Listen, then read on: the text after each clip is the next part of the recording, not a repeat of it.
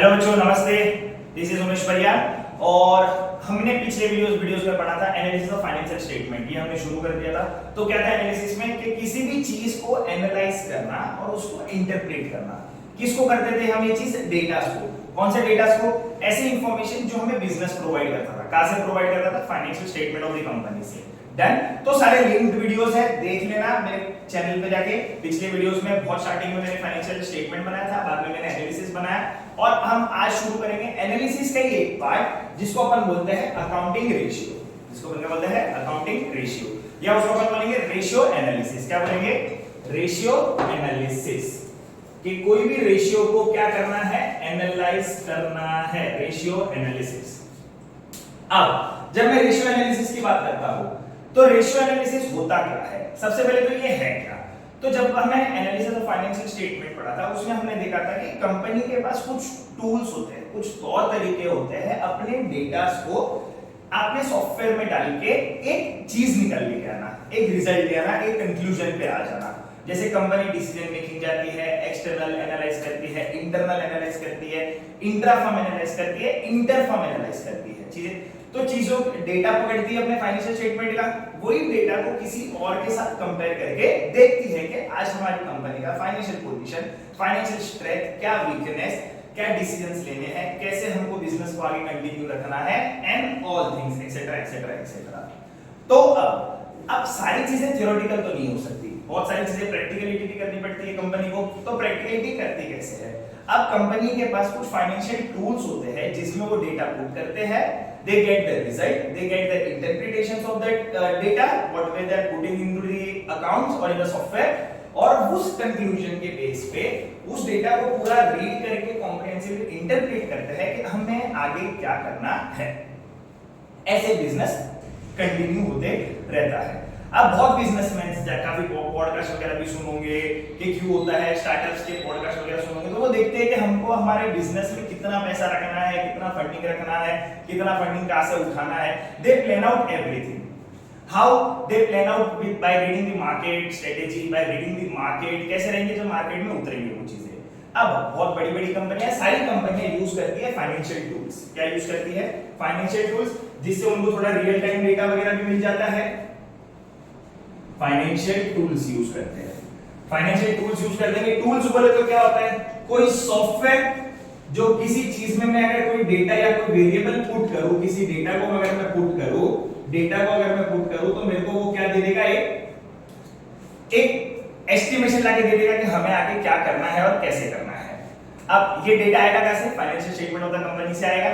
अब सारे एलिमेंट उस फाइनेंशियल स्टेटमेंट में या सारा डेटा इंटरडिपेंडेंट होगा। इंटरडिपेंडेंट की बात करते हैं तो जब हर एक डेटा किसी ना किसी पे डिपेंड करेगा, किसी ना किसी पे क्या करेगा? डिपेंड। अब सिर्फ टॉप लेवल मैनेजमेंट से बिजनेस नहीं चल रहा है। टॉप लेवल मैनेजमेंट किस पे डिपेंडेंट होता है? अपने मिडिल लेवल मैनेजमेंट और लोअर लेवल मैनेजमेंट पे। वैसे सिर्फ लोअर लेवल मैनेजमेंट से काम चलेगा क्या? नहीं, उनको डिपेंडेंट किस पे होना पड़ेगा? मोटिवेटिंग फैक्टर्स पे। ठीक है कि टॉप लेवल मैनेजमेंट अच्छा है, they are taking care of their employees and all, they are motivating timely manners में उनको remuneration बराबर पे कर रहे हैं, पैसे दे रहे हैं, ये सारी चीजें होती है। तो सब लोग बिजनेस के अंदर एक दूसरे पे डिपेंडेंट होते हैं। ठीक है, मैं तेरे पे डिपेंडेंट हूं, तू मेरे पे डिपेंडेंट है। ऐसे बिजनेस चलता है। कभी भी जब टीम की बात करते हैं तो बिजनेस में एक टीम के हिसाब से चलता है। टीम में हर एक को एक दूसरे पे डिपेंड होना पड़ता है। अकेला काम कर लूंगा ऐसा नहीं होगा, ये टीम मैनेजमेंट का पार्ट ही नहीं है। तुमने हर जगह पढ़ा होगा स्प्रेडिंग बीएसटी वगैरह में, फाइनेंशियल मॉडलिंग में, फाइनेंशियल मेथड्स में और फाइनेंशियल प्लानिंग्स वगैरह में कि टीम बिल्डअप कैसे काम आता है, टीम मैनेजमेंट कैसे काम आता है। एनालिसिस में हमारे पास कितने एनालिसिस थे? 4। कौन से टूल्स थे हमारे पास? जब सॉफ्टवेयर्स की बात करते हैं टूल्स की, तो हमारे पास फिलहाल 12th में 4 हैं। Comparative, common size, ratio and the last one is cash flow. हमने 2 ऑलरेडी पढ़ लिया है, कंपैरेटिव और कॉमन साइज। आज हम पढ़ने वाले हैं रेशियो एनालिसिस। अब रेशियो बोले तो होता क्या है? पहले रेशियो समझ लेते हैं। तो रेशियो का मतलब होता है, ratio is an arithmetical expression. What is arithmetical? किसी भी दो वेरिएबल को कंपेयर करो। जैसे वेरिएबल्स में क्या हो जाएंगे? x होता है, y होता है, x स्क्वायर होता है, y स्क्वायर होता है, 1 2 3 जिसको भी मैं वेरिएबल बनाना चाहूं।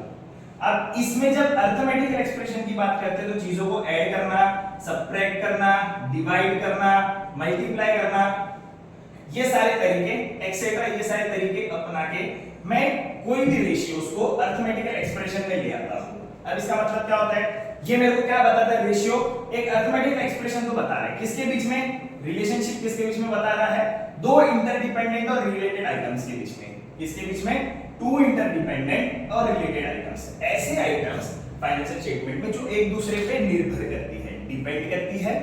चलो ठीक है, अब जैसे डेटर की बात करूंगा मेरे बिजनेस के अंदर, तो डेटर किस पे डिपेंड करते हैं, मेरे स्टॉक्स पे। स्टॉक्स कहां से आएगा, मेरे क्रेडिटर से पैसा आने वाला होगा, पैसा डेटर से आने वाला होगा, क्रेडिटर को देना होगा। तो मैं किस पे डिपेंड कर रहा हूं एज अ मैनेजमेंट, कि डेटर से जब पैसा आएगा क्रेडिटर को पैसा चुका दूंगा। डन। लायबिलिटी मेरे कैसे चुकेंगे, जब मेरे एसेट से मेरे पास पैसे आने वाले होंगे और मैं लायबिलिटी चुकाते जाऊंगा धीरे धीरे धीरे धीरे धीरे, शॉर्ट टर्म में, लॉन्ग टर्म में। तो अब रेशियो बेसिकली मेरे को बताता है कि मेरे कोई भी दो वेरिएबल, वेरिएबल का मतलब नाम ही है वेरिएबल्स, वेरिएबल्स मतलब ऐसी चीजें जो वेरी करेगी, वेरी करना बोले तो फ्लक्चुएट करेगी, ऊपर नीचे ऊपर नीचे ऊपर नीचे करेगी, इसको अपन बोलते हैं वेरिएबल्स। अब बिजनेस में सारी चीजें कांस्टेंट रहती है, नो, सारी चीजें सेम रहती है, नहीं, टाइमली मैनर्स में वो चेंज होती रहती है। डेटा हर बार सेम होंगे, नहीं, क्रेडिटर्स हर बार सेम होंगे, नहीं, बिल्स रिसीवेबल हर बार सेम होएगा, नहीं, एसेट्स हर बार सेम होंगे, नहीं, लायबिलिटी हर बार सेम होंगे, नहीं, ओनर्स हर बार सेम होंगे, बहुत केसेस में सेम होंगे पर नहीं होते, चेंज होते रहते हैं। शेयर होल्डर्स की जब मैं बात करता हूं, शेयर होल्डर्स चेंज होते रहते हैं बिजनेस के अंदर। अब ये ऐसा टेक्निक है, टेक्निक बोले तो किसी भी चीज को एक फॉर्म में करना, ठीक है। रेशियो मेरे लिए क्या है, एक तो रेशियो मेरा टूल तो है, एक सॉफ्टवेयर का काम तो करता ही है। क्या करता है सॉफ्टवेयर का काम, कि कोई भी दो वेरिएबल को लाएगा, उसके बीच में रिलेशन बताएगा, अरिथमेटिकल एक्सप्रेशंस लगाएगा और रिलेटेड आइटम्स के बीच में। डन। अब ये कैसा टूल है, जो मोस्ट वाइडली यूज्ड टेक्निक्स है, मतलब इस चीज को यूज करने के लोग यूज करते हैं। क्यों यूज करते हैं, ताकि उनको इंटरप्रेट करने में हेल्पफुल हो। क्या इंटरप्रेट करेगा, क्वांटिटेटिव रिलेशनशिप, किसके बीच में, टू वेरिएबल्स के बीच में क्वांटिटेटिव रिलेशनशिप बताएगा, क्वालिटेटिव बताएगा नहीं। क्यों नहीं बताता क्वालिटेटिव रिलेशनशिप, रेशियो, रेशियो सिर्फ एक पर्टिकुलर पॉइंट का ही बताएगा, चेंज को कंसीडर नहीं करता रेशियो। किसको कंसीडर नहीं करता, चेंज को। जैसे चेंज होती जाएगी मेरे आइटम्स, जैसे मेरे वेरिएबल चेंज होते जाएंगे, वैसे मेरा रिजल्ट चेंज होते जाएगा। अगर डेटा सेम होएगा तो रिजल्ट सेम ही है, डेटा चेंज हो रहा है तो रिजल्ट चेंज हो रहा है। Done guys. किसी भी कोई भी दो वेरिएबल में अगर एक वेरिएबल भी चेंज होता है, एक फैक्टर भी चेंज होता है, तो मेरा पूरा अरिथमेटिकल एक्सप्रेशन चेंज हो जाएगा उस चीज का। डन। कैसे, अगर मान लो मेरे पास दो वेरिएबल है 2 और 3 और मेरे को इसका कंक्लूजन लाना है 5, कैसे लाऊंगा, 2 + 3 इट्स 5। अगर मेरा a वाला वेरिएबल और b वाला वेरिएबल 2 और 3 है तो ही 5 आएगा, या a 3 है और b 2 है तो ही 5 आएगा। पर अगर एक भी वेरिएबल में चेंज होता है, 2 की जगह 3 हो जाता है, तो क्या 5 कंक्लूजन आएगा, रिजल्ट नहीं आएगा। डन। तो वेरिएबल्स में चेंज होने के कारण मेरा इंटरप्रिटेशन और कंक्लूजन चेंज हो जाएगा। डन। तो ये मेरे को क्वालिटेटिव एनालिसिस तो नहीं देगा, क्वांटिटेटिव एनालिसिस देगा, यस, बड़े तौर पे बड़ी पिक्चर दिखा देगा मेरे को, क्या आप ये तरीका अपना सकते हो और ऐसे ऐसे कर सकते हो। ये था मेरा कुछ रेशियोज का मतलब, ठीक है। इंटरप्रेट करना, एनालाइज करना, क्वांटिटेटिव डेटा निकालना। डेटा तो अपने पास है, फाइनेंशियल स्टेटमेंट्स में बना ही रहा हूं, टूल्स में मैंने लगा ही दिया, सॉफ्टवेयर में। टेक्निक, पर्टिकुलर टेक्निक, कोई फॉर्म में किसी चीज को करना, उसको अपन क्या बोलते हैं, रेशियो। अब रेशियो होते कैसे कैसे है, एक्सप्रेशन रेशियो का कैसा होगा, ठीक है।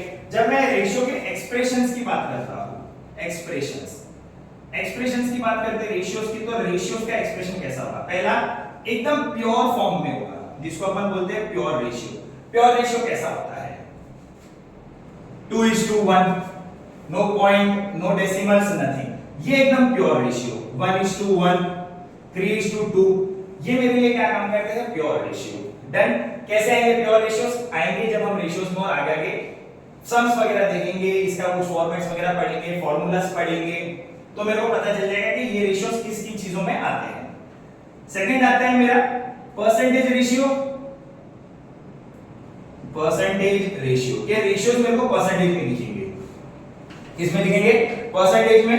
अब मेरा नेट प्रॉफिट कितना पार्ट है रेवेन्यू फ्रॉम ऑपरेशन का, रेवेन्यू फ्रॉम ऑपरेशन क्या था, सेल्स, एग्जैक्टली, और रेवेन्यू फ्रॉम ऑपरेशन बोले तो नेट सेल्स होता है, सेल्स माइनस सेल्स रिटर्न। तो मेरा नेट प्रॉफिट कितना पार्ट है रेवेन्यू फ्रॉम ऑपरेशंस का, आरएफ होगा। आरएफओ में अगर मेरा 100% लगा है तो मेरा उसके अंदर कॉस्ट कितना है, अगर आरएफओ मेरा 100% है, आरएफओ कितना है मेरा, अगर 100%, और मेरा अगर उस पे RFO 100% है, मेरा ग्रॉस प्रॉफिट अगर उसके अंदर 20% बताता है, तो मेरा CRFO कितना हो गया 80%। What is CRFO?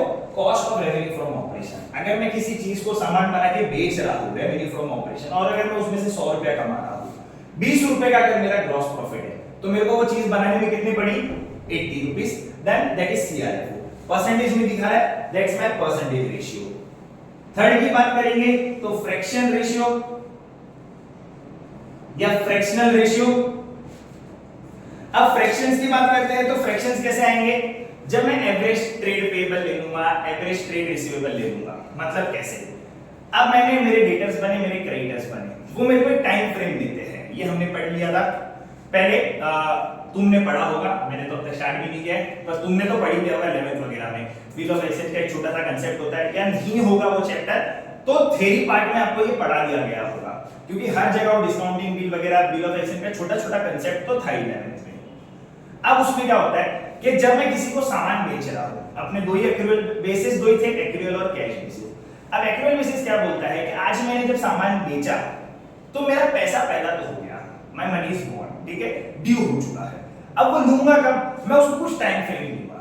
एक दो माल अगर एक दो क्वांटिटी अगर बेचूंगा तो टाइम फ्रेम है नहीं है। हां, पर अगर मैं बड़ा क्वांटिटी बेच रहा हूं, 100 क्वांटिटी, 200 क्वांटिटी, 10,000, 1 लाख क्वांटिटी, तो मेरे को सामने वाले को टाइम फ्रेम देना पड़ेगा। क्रेडिट पीरियड पे बिजनेस होता है, बिजनेस एक ट्रस्ट पे होता है, तो रिलेशंस बिल्ड हो जाएंगे हमारे क्रेडिटर डेटर्स वगैरह के, लोगों से रिलेशंस बिल्ड करेंगे और मैं उनको माल बेचूंगा। They give me money in some time. वो टाइम जो मेरा होता है वो एवरेज टाइम पीरियड बताता है मेरे को कि लगभग आपको 2 महीने का हम टाइम देते हैं, 2 महीने का बिल बना लेंगे, 2 महीने बाद आप हमको पैसा दे देना। जो दिन हम 2 महीने बाद जो भी डेट आएगा अपना ड्यू डेट, उस दिन पे आप हमको पैसा दे देना। Done guys? तो इसके हिसाब से मेरा फ्रैक्शनल रेशियो निकलता है। फ्रैक्शन पे 1:3, 4:5, 2.6789 ऐसे रेशियोज दिखेंगे आपको फ्रैक्शंस में, ठीक है। देन ये मेरा हो जाता है फ्रैक्शनल रेशियो। चौथा मेरा जो रेशियो का एक्सप्रेशन है वो मेरा आता है, प्योर हो गया, परसेंटेज हो गया, फ्रैक्शन हो गया, टाइम्स में। किसमें आ जाएगा? टाइम्स में। ये भी मोस्ट ऑफ केसेस में टाइम्स में एवरेज ट्रेड पेएबल्स और रेशियोज में लगता है कि हमारा टाइम फ्रेम इतना रहेगा, 2 महीने का, 3 महीने का, 4 महीने का, 5 महीने का, ये हमारे टाइम्स में रेशियो होंगे। आप इतने में हमको पैसे दे देना। कितने एक्सप्रेशंस थे मेरे? 4, pure ratio, percentage ratio, fractional ratio and times ratio. Times में रेशियो बताएंगे, मतलब तुमको अगर रेशियो के जो भी आंसर्स आएंगे इन चारों में से ही आएंगे, या तो किसी का प्योर रेशियो आएगा, परसेंटेज में मिलेगा, फ्रैक्शन में देंगे, या टाइम्स में आएगा। ये था रेशियोज के कुछ। रेशियोज का थोड़ा ओवरव्यू कि रेशियो क्या होता है, अरिथमेटिकल एक्सप्रेशंस हो जाता है, रिलेशन बताता है दो इंटरडिपेंडेंट वेरिएबल्स का, क्वांटिटेटिव रिलेशन बताता है।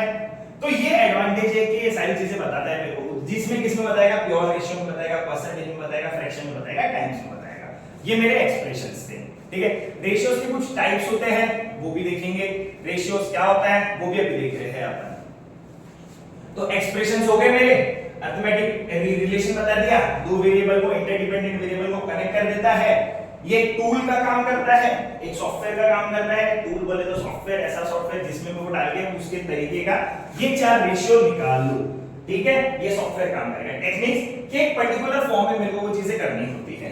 एडवांटेजेस, डिसएडवांटेजेस, एडवांटेजेस के मेरे को क्वांटिटेटिव डेटा दे देगा, वेरिएबल का इंटरडिपेंडेंसी बता देता है, किस किस को कंपेयर करना है वो बता देता है। डिसएडवांटेजेस की बात करते हैं तो विंडो ड्रेसिंग के लिए काम नहीं आता, कि सिर्फ ओवरव्यू ऊपर से ही देखना है तो उसके लिए काम नहीं आएगा, थोड़ा डीप चाहिए। रियल टाइम एस्टिमेशन रेशियो देगा, दे सकता है, पर चेंज के साथ नहीं कंसीडर करेगा। अगर मैं आज का निकाल रहा हूं तो वो कंसीडर नहीं करेगा कि मेरा रेशियो कितना चेंज हो सकता है, मेरे वेरिएबल्स बेसिकली कितने चेंज हो सकते हैं, ठीक है। अगर मेरा वेरिएबल चेंज होता है तो मेरा पूरा रिजल्ट चेंज हो जाएगा। डन। हर एक चीज के लिए फॉर्मूला होता है। अब मैथ्स में तो आपने पढ़ा होगा y is equal to something something 2x plus 3। तो what is my variable here? y and x, ठीक है, y and x। अगर यहां पे x चेंज होता है, x can be 1, x can be 2, x can be 2.5, x can be 3.5, x can be 0। जैसे मेरा x एक वेरिएबल चेंज होएगा, मेरा पूरा दूसरा वेरिएबल चेंज हो जाएगा। डन। अब टाइम टाइम के हिसाब से सारी चीजें सेम रहेगी, अब बिजनेस के अंदर नहीं, बहुत चीजें क्या होती रहती है, चेंज होती रहती है। रेशियोज बताएगा क्या मेरे को? रेशियोज मेरे को 4 चीजें बताता है। कैसे 4 चीजें बताएगा? एक तो रेशियो मेरे को बताता है, रेशियो सबसे पहले चीज तो मेरे को क्या बताएगा? मेरा लिक्विडिटी बताता है। लिक्विडिटी बोले तो पानी, जूस वगैरह, है ना, ये बताएगा कि कितना लिक्विड पड़ा है अपने बिजनेस के अंदर। नो, अकाउंटिंग टर्म में लिक्विडिटी का मतलब होता है कि अपन कौन सी चीजों को इजीली कैश में कन्वर्ट कर सकते हैं। ठीक है, लिक्विडिटी का मतलब होता है कौन सी चीजों को इजीली कैश में क्या कर सकते हैं? कन्वर्ट कर सकते हैं। तो ऐसी चीजों के लिए कंपनी लिक्विडिटी रेशियो निकालती है। लिक्विडिटी रेशियो निकालने से कंपनी को क्या मदद मिलता है कि मेरे पास कुछ चीजें होती है बिजनेस के अंदर जिसको मैं इजीली कैश में कन्वर्ट कर सकता हूं इन अ क्विक मूवमेंट। ठीक है, पर मूवमेंट था, नॉट अ सेकंड, ऐसा चुटकी बजाए और काम हो गया। वो जैसे सीरियल वीरियल आता था, शरारत वरारत, देखा होगा पहले वालों ने, बहुत पहले वालों ने, घर पे पूछना कि एक मंत्र पढ़ा और काम हो गया, इन ईश्वर इन भूत भविष्य वर्तमान बदले, ऐसा नहीं होता। लिक्विडिटी रेशियो मतलब सारी चीजों को एक मूवमेंट में, एक के भाई इतना टाइम मेरे को लगेगा, ये टाइम में मेरा वो पैसे में कन्वर्ट हो जाएगा, पर हाँ इसी साल के अंदर ही होगा, एक पर्टिकुलर फ्रेमिंग फाइनेंशियल ईयर के अंदर ही हो जाएगा। तो लिक्विडिटी रेशियोज मेरे को बताते हैं कि मेरा इजीली कौन सा पैसे में कन्वर्ट हो सकता है। लिक्विडिटी रेशियो कंपनी क्यों निकालती है? ताकि अपने शॉर्ट टर्म ऑब्लिगेशंस फुलफिल कर पाए।